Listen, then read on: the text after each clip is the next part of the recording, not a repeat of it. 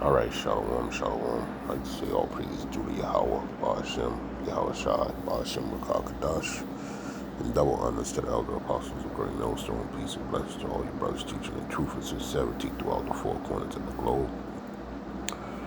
Alright, this is Tazayav, the UTC camp, and the name of this channel is Taking the Kingdom 144. Okay, and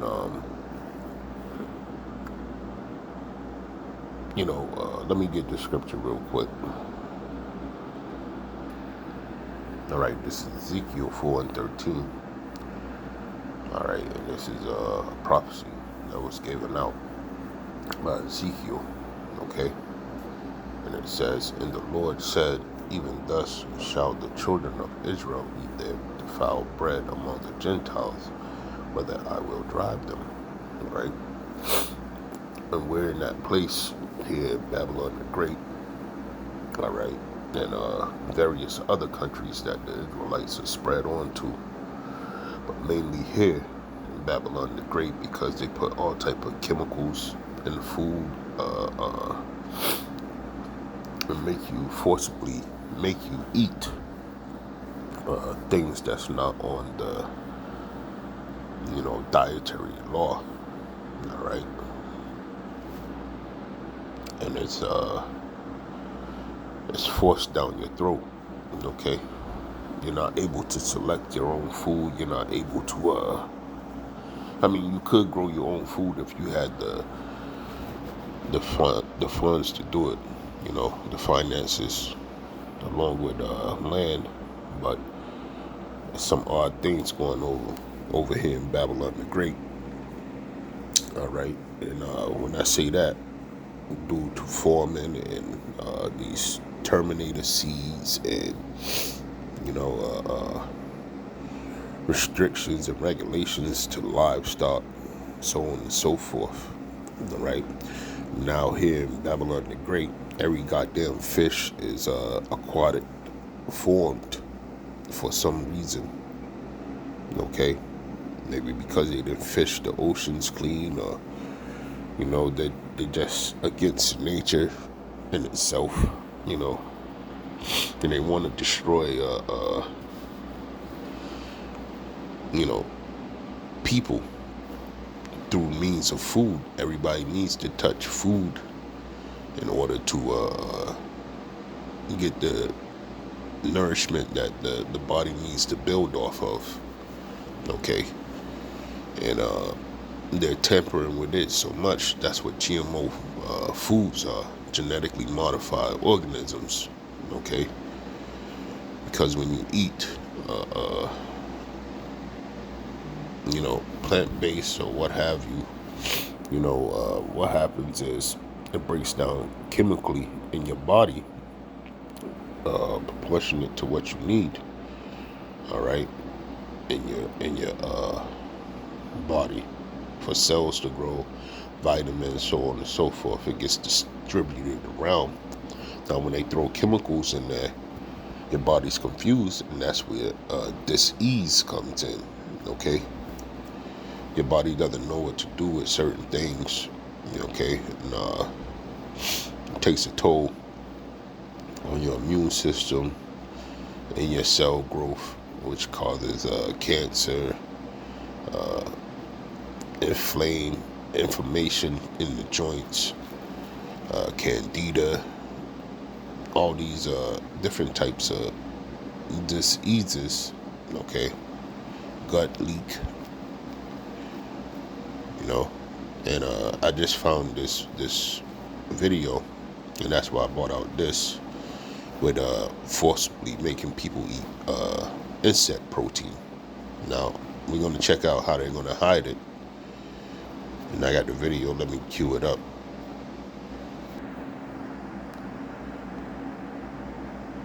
However, Iowa State University etymology department says that crickets are only about 12.9%.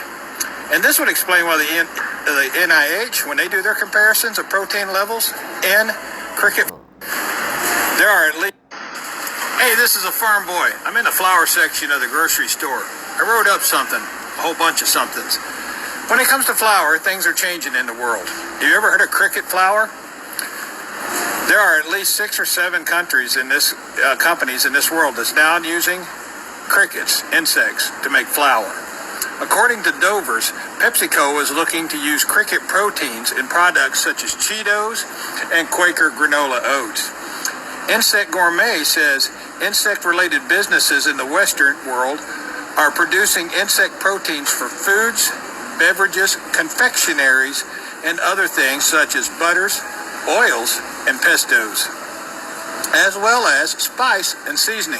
So it's most likely going to show up, not be labeled, and you're not going to know it in pretty much everything you eat. It is expected to reach 4.6 billion in sales by 2027 and produce 1.4 million tons of insect protein. ADM, Archer Midland Daniels, is in the process of producing insect foods in Decatur, Illinois right now in partnership with Innova Foods. That's on the ADM website. Exo, which is a company that makes cricket flour, says that crickets are 60% protein. However, Iowa State University Etymology Department says that crickets are only about 12.9%. And this would explain why the NIH, when they do their comparisons of protein levels in cricket flour, they compare them to plants, not animals. Cleveland Clinic said that about 30% of the cricket farms looked at have parasites that carry disease to humans, and that edible insects are as underestimated. So, in times past, I'll just say this, one of the prophets, right, which is John the Baptist, his diet was locusts and honey, right, and he was fine. And that's because it was wild, you see. Just like I made the complaint earlier, everything is being formed, okay? And this guy's going into it because anything formed, right, mass level now is getting tampered with on some type of level where,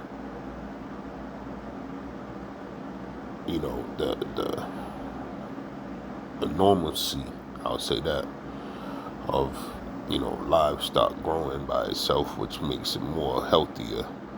Not injecting shit into it that makes it cancerous. All right, it's just the same thing as these crickets. This is what he's getting into.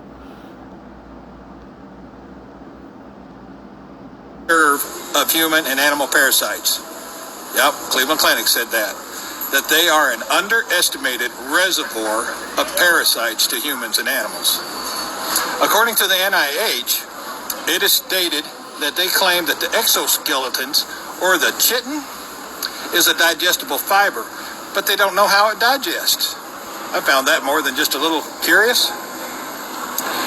And then turn around and say that if you consume chitin, well, it'll trigger immune responses in the body. According to Science Direct, this cricket flour has all the markings for high levels of detectable arsenic. The NIH says that novel foods such as crickets show presence of arsenic, aluminum, cadmium, chromium, and mercury in all those edible insects. This is a farm boy. That's what's going to be in our food supply soon. You need to get used to it. And those all produce cancerous cells, aluminum especially.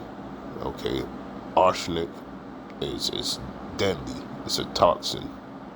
Okay,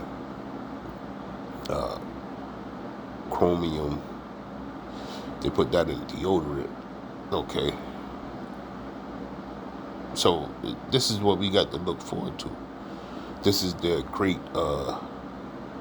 plan to feed the world, so to speak. Okay? And these people are bringing down swift destruction upon nations, man, while they're going to sit in their holes and eat the best of everything and, re-emerge from out of their caves, you know, so they think strong and healthy and ready to take on a new world that they crumbled, and build off of that old world and bring in a new world. But that's why we need, Yahweh Ba'ashem Yahweh Shai, okay? Going back to the scriptures, right? And this is where, we have to step out on faith, man, and the things that was written from old, all right? Because it's going to happen again.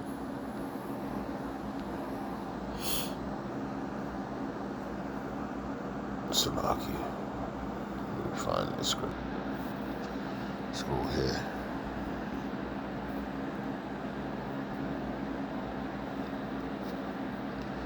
All right.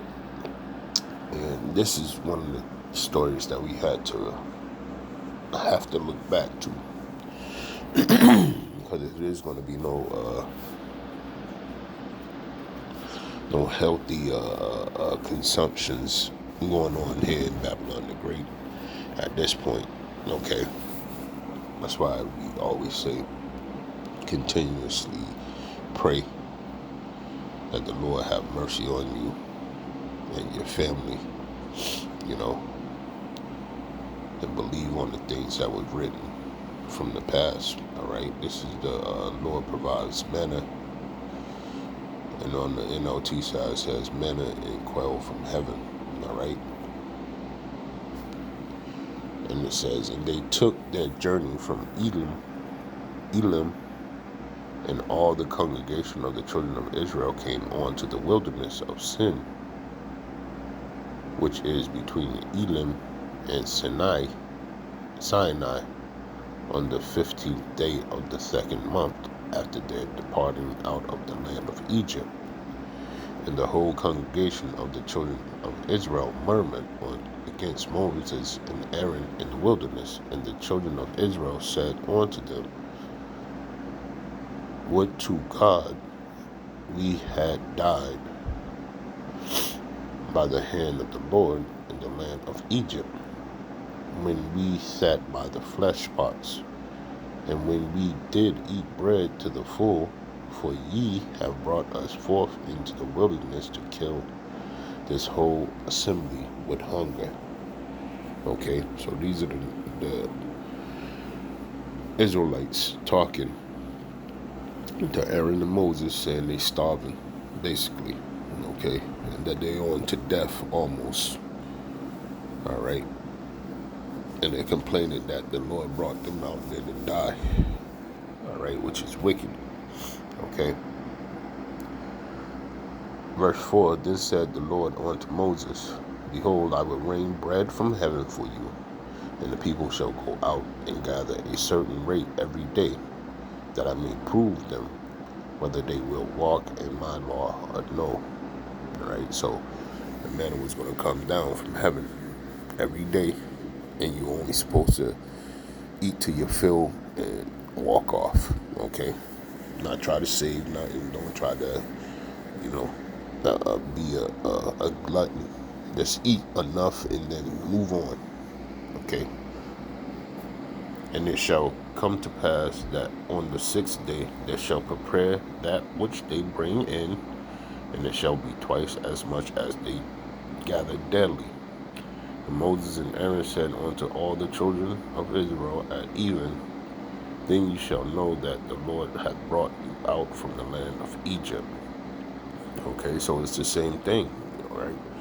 Upon our great escape from this place, okay, we're going to be able to eat and drink, as the scriptures say, all right? And this is just an example, you can read all the way down on this, but that was pretty much one of I wanted to get out of this. That it was going to be some type of mercy handed out to the elect of the nation of Israel, okay? And proving that, I'll go to this scripture right here, right? This Isaiah 65:13 says, "Therefore thus said the Lord, power, behold, my servant shall eat, but ye shall be hungry. Behold, my servant shall drink, but ye shall be thirsty. Behold, my servant shall rejoice, but ye shall be ashamed." Right? So, in a nutshell, right, for the wicked is not going to be able to obtain quality eats, all right, in the day of destruction, which is closely at hand. Okay, the kingdom of heaven is close at hand, all right, and the downfall of this place is close at hand, and all these things are going to be combined together, all right. It's all going to happen at the same time, and during that time of tribulations. How long will it last? No one knows, but we know that it's a definite end to it with the ICBM missile destroying this place in 1 hour. Slocky, I'm under the weather, but during that time, in between, all right, from the start of the time of Jacob's trouble to that great day, that great, notable, honorable day, all right, and I'm talking about the destruction of this place and the beaming up of men, the elect men, the nation of Israel, right? We're going to be taken care of through the power and spirit of Yahweh Ba'ashem Yahushua, okay? And they're going to bring out all this madness, this crazy ass lab-grown meat, plant-based poison, insect protein poison, okay, on top of the chemical foods that we already have, all right, on store shelves, all right. And they're working on making vegetables and fruits more GMO than possible. Now you got watermelons that's flexible. I never look. I don't know, man. I seen it on Instagram, TikTok. It's out there in the web, man. But this is the way that this place is going to go out, man. And these people going to have no other way. Our people, 2/3 of our people are going to get, they're just going to be, fuel for the fire. And, the hope for the elect, this is the only way out. It's through that straight gate, okay? And that strong tower, which is Yahweh Ba'ashem Yahushua. So with that, I want to say all praises due to Yahweh Ba'ashem Yahushua, Ba'ashem Rakah Kadash, and double honors to the elder apostles and the bishops on down, okay? Shalom.